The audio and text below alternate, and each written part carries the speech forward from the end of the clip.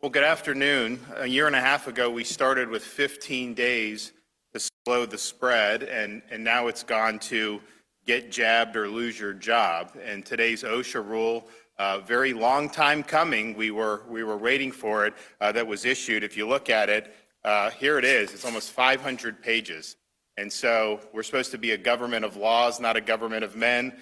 This is 500 pages of a government of a bureaucracy, a government that is being run by executive edict, not in accordance with the typical constitutional processes. And the state of Florida is going to respond, and we will combat the OSHA rule. As soon as it's published, the state of Florida will be joining with Georgia and Alabama, as well as private plaintiffs, to file suit. This is a rule that is not consistent with the Constitution and is not legally authorized through congressional statutes. There is no federal police power. The federal government can't just unilaterally impose medical policy under the guise of workplace regulation, and that is exactly what they're trying to do here. They don't provide any instances why the workplace is somehow different than anything else that's been done with any of this. This is an attempt to shoehorn policy through the bureaucracy in a way that will be difficult for some of these individuals and private parties to resist. I think it's interesting that this is being done under the guise of emergency power. This was announced 2 months ago, and it said this is an emergency and that this is grave danger is facing. Then why did it take you 2 months to issue the rule? And then, of course, the rule doesn't take effect until January, which is convenient because it's not going to, it'll minimize workforce disruptions over the holiday season, which we know we're likely to see anyways, and then this would only exacerbate that. So this is not consistent with a government of limited and enumerated powers. There is no general police power. There's no power to mandate on the American people from the federal government. People will sometimes point out about state mandates and how those have been imposed through the years and have the constitutionality has been upheld. States clearly have a general police power, whatever the wisdom of a particular mandate is. It's much different when the federal government is imposing that on tens of millions of Americans, particularly without any legislative sanction. At the end of the day, individuals should make informed choices about their own health care. They shouldn't be coerced into getting a jab. In this situation, you're going to have people that are going to have to make that decision. Do you get fired from your job, or do you do this if this may be something that you don't think is something that you want to do? And just be clear with what OSHA is doing. They're clearly not doing science because they reject immunity through prior infection. They reject the Israel study and all the very strong studies that have come out that show people that have recovered from COVID have strong protection. They totally cast that aside, and they make no accommodation or acknowledgement of that in any way, shape, or form. But ultimately, people should be able to make these decisions. I don't think people want this decision yanked away from them. I don't think they want to allow a precedent where the federal government could come in and just force you to do what it wants you to do. And make no mistake about it, those individuals who have gone through a normal vaccination series for COVID, you will be determined to be unvaccinated very soon. They will do that. They are going to tell you you're unvaccinated and you have to get a booster. Otherwise, you could potentially face loss of employment or other types of penalties. So that is going to happen. They're not putting that in the rule, but they're already asking for feedback on how to do this going forward. So this is just the tip of the iceberg. It's going to get more restrictive. There's going to be more power brought to bear going forward if we don't stand up now and fight back. I just think people are so sick of constantly being bossed around, restricted, mandated, all these different things. We've had enough of it, and we want people to be able to make their own decisions. And so it is important to stand up for people's individual ability to make decisions for themselves. I also think it's just the constitutionality is very significant, the individual freedom very significant, but put those even aside, what's the practical result of this? The practical result of this is this going to exacerbate a lot of the existing problems that we're seeing with the economy, particularly as it relates to the supply chain, the ability to get goods to market. This is not going to help the inflation that we've seen in the economy, I could tell you that is definitely not going to help making sure that the shelves are stocked in stores around this country. If you just take a very small fraction of, say, truckers, and that they lose their jobs as a result of this, that is going to be catastrophic, and you're going to see ripple effects throughout the entire economy. So, and then just from another practical perspective, they actually say in the rule, unvaccinated people are at risk because vaccinated people can get and transmit the Delta variant. And I think that is true. But how is it better for an unvaccinated person to get fired from their job? Do you think the first thing they're going to do is run out and get the jab after they've already been fired over it? Of course they're not going to do that. I don't even see how this moves the needle in a positive direction for those folks.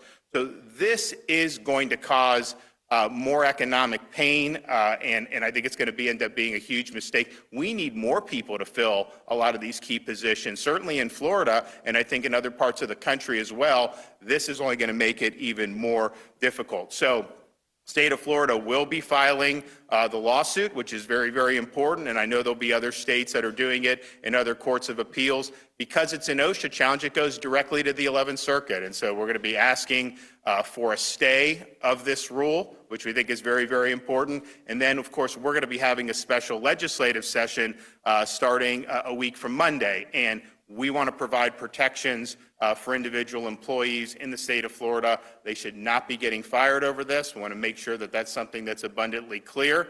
We're also going to look at ways to be able to provide protections for businesses who may be subjected to potentially very harsh penalties. You know, they're going to fine people $14,000 for every single infraction. I don't know how they're going to enforce this. They're certainly not going to be able to enforce it in a way that is even-handed, and I think there's going to be huge problems with just administrability. But $14,000, you know, if you have a half dozen people, and you're supposed to maintain, the employer is actually supposed to maintain these medical records now.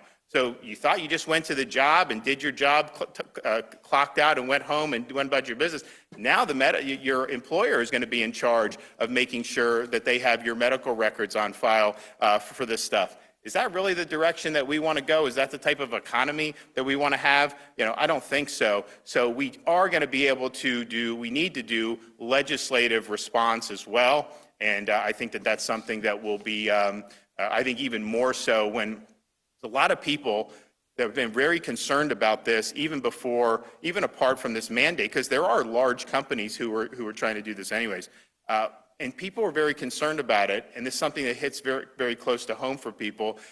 We called the legislative session. There was a lot of people that were happy about that, but I think now more people are understanding this is something that needed to be done. I mean, we've got to stand up. We've got to stand up for the constitutional order. We've got to stand up for the rights of individual Floridians and Americans, and we need to try to avoid bad policy that's going to end up hindering an already problematic national economy. And certainly in Florida, we've been able to buck some of those trends, but there's a lot of storms on the horizon, so why would we want to exacerbate that? So for all those reasons, I think people are really excited to come back here and to be able to make sure that the people of Florida have their voice heard on this. I've gone through a lot of it. I've seen some stuff. There's some interesting nuggets in here. You know, we're going to go through some more and make sure that folks are understanding kind of what's here. But they are asking for input about how much further they could go in the future. So I just want to warn people, as far-reaching as this is only the beginning for what they're contemplating doing going forward. And so there's a massive amount of federal power being exercised here, not through legislative sanction. Certainly that doesn't flow directly from the enumerated powers in the Constitution.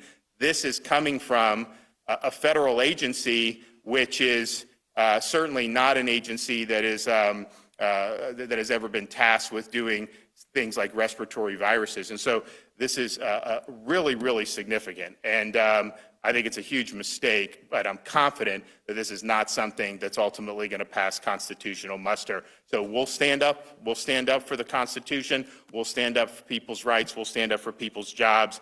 And I think that you will see this put on hold relatively quickly as these cases start to get filed. And with that, I could take a couple questions. Mike?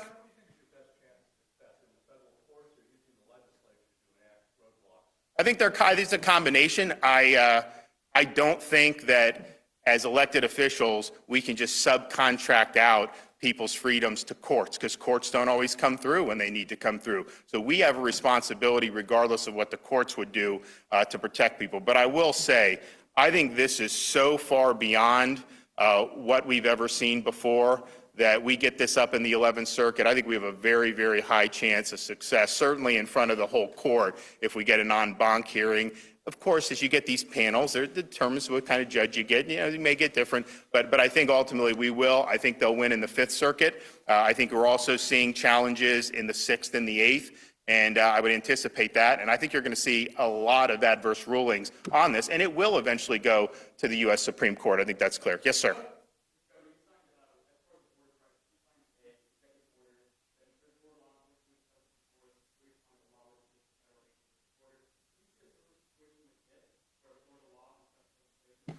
Well, our state will not be facilitating this in any respect, of course. I mean, we don't believe it's constitutional. So I think I wouldn't even need to do an executive order, but if I need to, I will, because it just simply goes beyond what the federal government's authority is. And so that's what we'll do. We also want to provide protections for businesses who may get caught in the crosshairs here. We could get this thing enjoined pretty quickly on a preliminary basis. That could happen. So by the time we meet for special session, who knows? It's possible there's action. It's possible that there hasn't been yet. So we will have a responsibility legislatively, but that ultimately is the best power.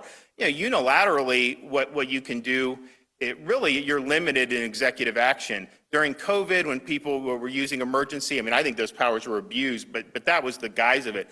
Outside of that, you can't do executive orders against society as a whole. And I think that's part of the problem with this is not just applying to government. This is using a totally different subsection of law and authority to try to shoehorn in policy against the broader public. And I think that's why it's ultimately going to go down.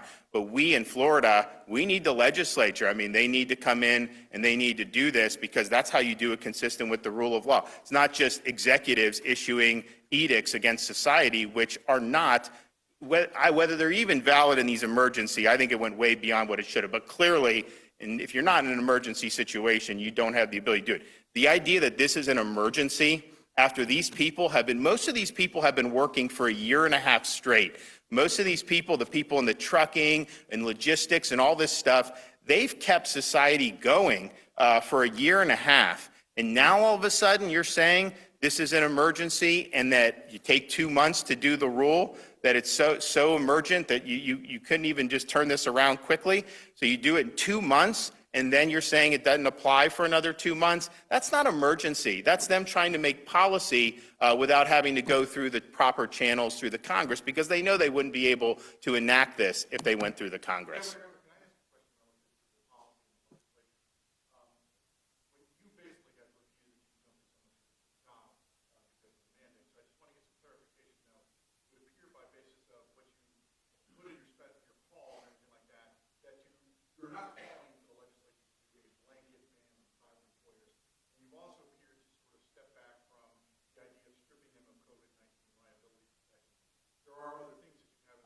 When did I step back from that? No, it says we're preventing people from being unfairly discriminated. That absolutely could be an appropriate. That's a penalty. That if you discriminate, then you lose. Because some of the private folks will say, "Hey, it's private business. You can do whatever you want." And I say to myself, okay, well, that's weird, because you came to us asking for special protection from COVID liability. We granted that, so if you don't want any of that, then that's fine, you can do that. So that would still be something that I think would be appropriate. I don't think you need to do that, quite frankly. I think you could do it before, but nobody should be fired over this. And so I don't know that, I think that's pretty blanket to me to say that you shouldn't be fired over this issue, particularly for people that have been working throughout this whole time. The CMS rule also came out. Now we're gonna oppose that as well. That's gonna apply to a lot of the hospital folks, nurses and stuff. If you guys remember, the first people we provided the vaccine to in December were nursing home residents and then healthcare workers. So we were bringing it to these major hospital systems like Jackson and Tampa General, all these places. And some of the nurses declined to do it. Others took it. That was their choice. No one said at the time that they should be mandated to it. Now what you're going to see a situation is they've worked with COVID patients for a year and a half. Many of them have immunity through prior infection. They're going to be told you're going to lose now your job if you don't make this decision that we think is best for you, even though you may not think that. How is that going to help with staffing these facilities when everybody's been short-staffed now for a year and a half? That is going to have a hugely negative effect. Even if it's just a small percentage, you're going to have some serious problems. And so I think that protecting people's jobs from a freedom perspective, certainly vis-a-vis the federal government from a constitutional perspective, but I think just practically, you're going to see all the stuff that's being done. You're going to see it. It's going to cause a lot of friction. It's going to cause a lot of division in our society. It already has. And it is absolutely going to disrupt very key aspects of our economy, from healthcare to logistics, transportation. I mean, we've already seen with these airlines and some of those situations. It's also interesting, if you look at this rule, there are certain exemptions that they put in. They don't apply it, for example, if you work outside. Now, I think that it's clear this thing is not something that's very transmissible outside for whatever reason. But they don't have that same in the federal contractor rule. So is the science different if you're subject to OSHA versus if you're a federal contractor? How come they have so much dissonance about what's in each of these individual rules? That clearly it can't be based on the science then, because the science wouldn't change based on which agency is issuing this. But this is materially different in certain key ways from what the rule for the federal contractors is. And I would imagine if we look at the CMS, we'll be able to find some inconsistencies in those rules as well. So to slop something together and to do this is going to affect tens of millions of Americans, and they're in a situation where they've said, well, you actually can test every week to kind of opt out of this. But they say that the employer doesn't have to pay for it. So you're in a situation where an employee who may not be making that much money, are they going to have to be responsible for doing this? Because if an employer isn't going to pick up the tab, functionally, that is the same as saying that the individual is not going to no longer have their job. So let's just get real here. This is a really significant, this is going to be a significant impediment, I think, to the economy functioning well.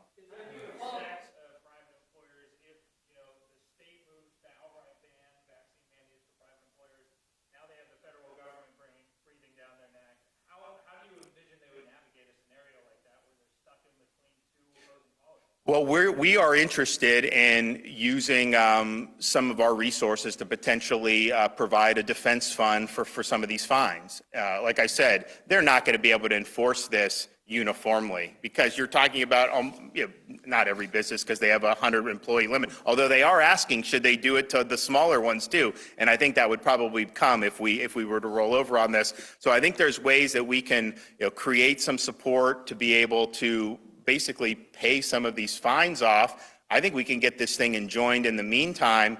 But yeah, I mean, we want them to follow Florida law, and we understand if there's conflicts there, we want to smooth those conflicts out. But what we don't want is our law to be jettisoned and people to get fired based off this federal rule. We want to be able to protect the jobs of Floridians and make sure that their livelihoods are intact. And we've had some of the folks with the federal contractor.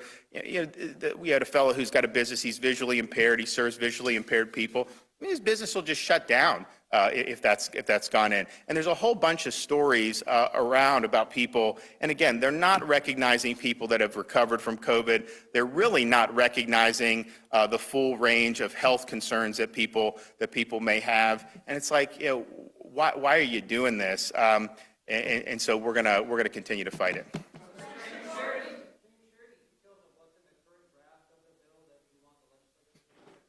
So I think what I put in the calls, what we're tracking. I haven't seen. I know they're working on stuff. I haven't seen the language, but we don't want people to get fired based off this. We want to protect people's jobs. That's very important, and that's private sector and public sector. Now, the public sector, because we already have prohibitions, we think that that's covered, although we've now had to find some people. So I think we're going to strengthen that to make sure cops, firefighters, that's totally off the table. I mean, it pretty much is. We've been able to fight back on that, but let's just clarify that and make sure. We're going to make sure that if an employer, say they follow the OSHA rule and someone were to lose their job, there obviously will be penalties on the employer for that if they violate our law, but unemployment assistance. You know, at the end of the day, you should be able to get that. If you are injured due to vaccine, then you're eligible for workers' compensation. I think that that's something, if the employer is telling you to do this and you do it and then you have an adverse reaction, you obviously, the people, they should have to pick up the tab.